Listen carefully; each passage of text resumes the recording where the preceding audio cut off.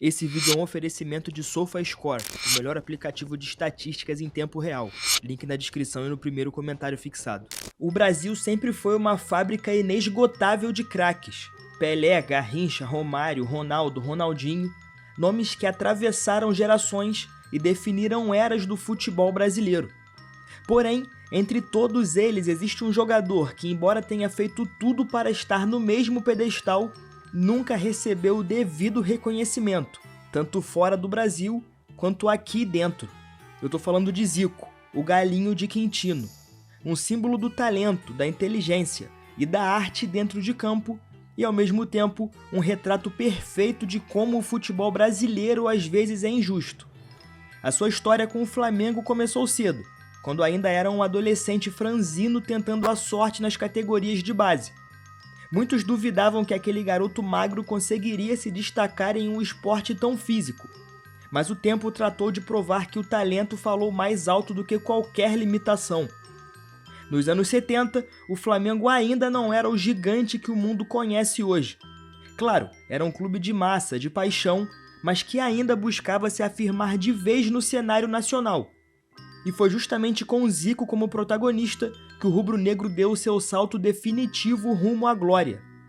O camisa 10 se tornou o coração e a alma do time, o cérebro de uma geração que encantou o Brasil e o mundo com o futebol ofensivo, técnico e criativo. O auge viria nas décadas de 70 e 80, quando o Zico liderou o Flamengo em uma sequência de conquistas históricas. Ele foi o motor da equipe que venceu o Campeonato Brasileiro de 80, 82, 83 e 87.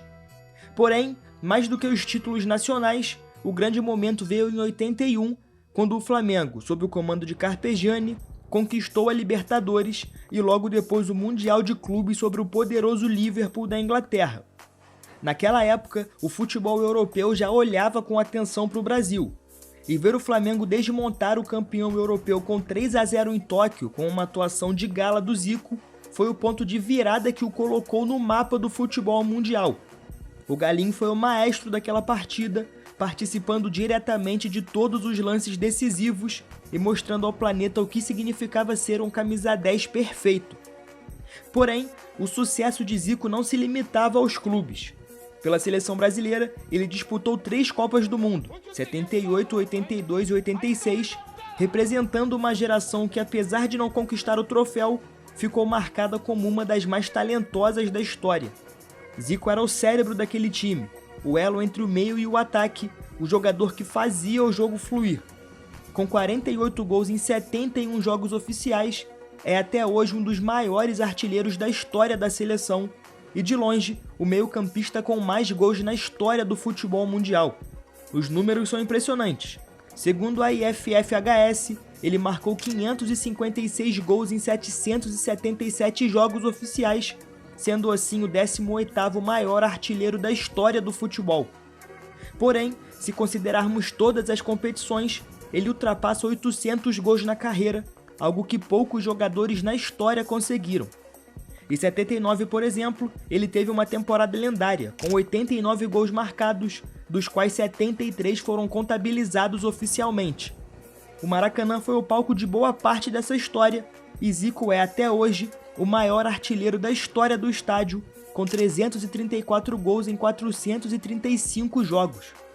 E além disso, o Galinho deixou a sua assinatura em outro aspecto, as cobranças de falta. O seu estilo era único.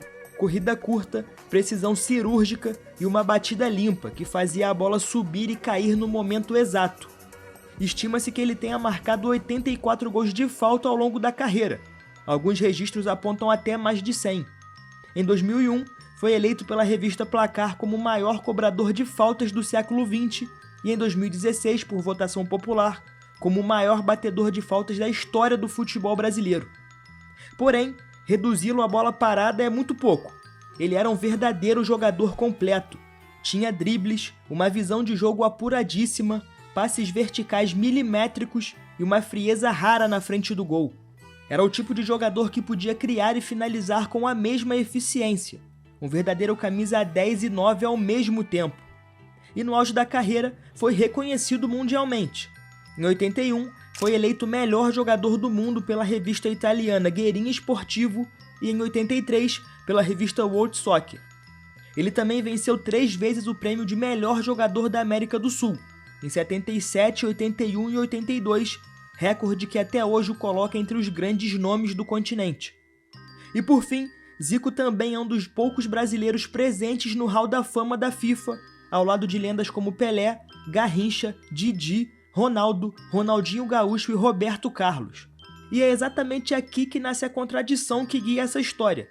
Como um jogador tão completo, tão brilhante e tão vitorioso pôde se tornar para muitos uma figura criada pela mídia? É o que a gente vai ver agora. Bom, no Brasil, especialmente pelos jogadores, ele é reverenciado como um dos maiores gênios que já calçaram chuteiras. No Flamengo, é sinônimo de glória, identidade e devoção.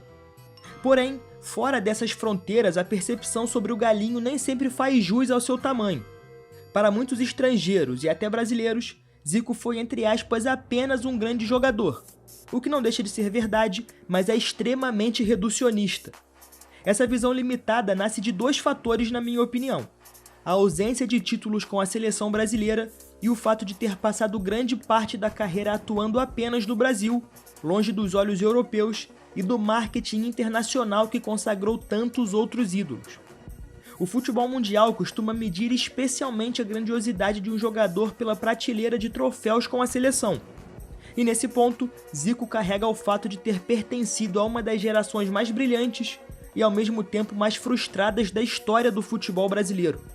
A Copa de 82 na Espanha é o maior símbolo disso. Naquele Mundial, o Brasil era pura magia. O time de Tele Santana encantava o planeta com um futebol ofensivo, técnico e criativo, muito à frente do tempo. E Zico era o maestro dessa orquestra. O camisa 10, ao lado de Sócrates e companhia, comandava um time que parecia jogar por instinto, com um toque de bola envolvente e uma naturalidade quase poética em campo. Era o futebol brasileiro em sua essência mais pura. Zico chegou ao torneio em plena forma, foi o grande nome da seleção nas eliminatórias e na Copa manteve o nível altíssimo. Ele marcou 4 gols durante o Mundial, um de falta contra a Escócia, depois balançou as redes 2 vezes contra a Nova Zelândia, sendo um deles um golaço de voleio, e marcou novamente contra a Argentina, em um dos jogos mais icônicos daquela geração. Naquela vitória sobre os argentinos, Zico também foi decisivo como garçom. Ele deu o passe para o gol de Júnior, participou ativamente do segundo gol, iniciado por ele e concluído por Serginho Chulapa, e foi o grande cérebro por trás da movimentação ofensiva que desmontou os rivais. O Brasil jogava um futebol tão exuberante que parecia inevitável que o título finalmente viesse. Porém, o futebol, como Zico aprenderia da forma mais cruel possível, nem sempre é justo. A tragédia esportiva viria no dia 6 de julho de 82, no Sarriá, em Barcelona. O adversário era a Itália, um time experiente, tático e pragmático que precisava da vitória para avançar. O Brasil, que tinha um saldo melhor, tinha o luxo do empate. A lógica e o favoritismo estavam todos do lado canarinho. Mas o futebol nunca se guiou pela lógica. O técnico adversário conhecia bem o Zico. Ele já havia enfrentado o craque em 79, quando comandou a seleção do resto do mundo em um amistoso comemorativo na Argentina. Naquele dia, Zico entrou no segundo tempo, marcou um golaço e virou o jogo praticamente sozinho. O técnico italiano, portanto, sabia o que o brasileiro podia fazer e, por isso, armou um plano específico para neutralizá-lo. A missão de marcar Zico ficou com Cláudio Gentili, um zagueiro conhecido por sua violência e fidelidade tática. Na partida anterior, ele havia, entre aspas, anulado Maradona à base de entradas duríssimas. E contra Zico a história foi a mesma. A cada toque na bola, vinha uma pancada. A cada drible, uma falta. O jogo virou uma batalha, um contraste cruel com o futebol leve e criativo que o Brasil praticava. Em um dos poucos momentos em que conseguiu escapar da marcação, Zico deu o passe para o gol de Sócrates, que empatou o jogo em 1-1. Porém, o árbitro ignoraria um dos lances mais emblemáticos daquela Copa. Dentro da área, o zagueiro puxou a camisa de Zico com tanta força que a rasgou, impedindo uma jogada clara de gol. Foi um pênalti evidente que não foi marcado. E o Brasil, que só precisava do empate naquele momento, perdeu por 3-2, com Paolo Rossi marcando todos os gols italianos. Aquela derrota marcou uma geração e se tornou o maior trauma da carreira de Zico. Ele mesmo admitiu anos depois que foi a maior frustração que ele teve no futebol. E a partir daí, o rótulo começou a se formar. A geração de 82, apesar de ter encantado o mundo, passou para a história para muitos como fracasso. E Zico, o símbolo técnico daquele time, acabou sendo lembrado mais pela derrota do que pelo que produziu em campo. Ainda assim, ele teve uma chance de mudar essa narrativa na Copa do Mundo de 86 no México. Porém, o destino mais uma vez foi cruel. Zico vinha de uma lesão grave sofrida em 85 em entrada criminosa de Márcio Nunes do Bangu. Apesar de uma boa recuperação, ele não estava 100%. Por isso, foi convocado por Tele, mas atuou como reserva. E mesmo assim ainda teve lampejos de genialidade.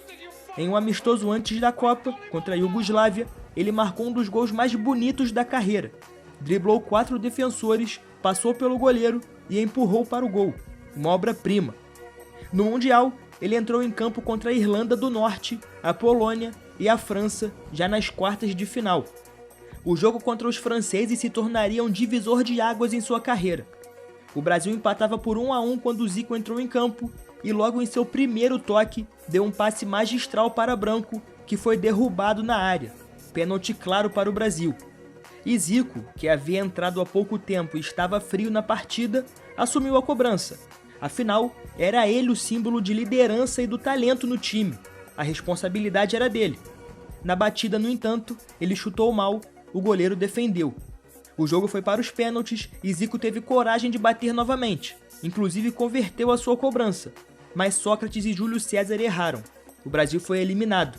A seleção caiu de pé, mas o trauma ficou. E a imagem de Zico, como o craque genial, porém amaldiçoado com a camisa da seleção, se disseminou com o tempo. Aquela inclusive foi a sua última partida oficial pela seleção brasileira. E, ironicamente, o craque perdeu apenas uma vez com o Brasil em Copas do Mundo, justamente aquele fatídico jogo contra a Itália em 82. O mundo, por algum motivo, escolheu resumir a carreira de Zico a esses 2 momentos de dor.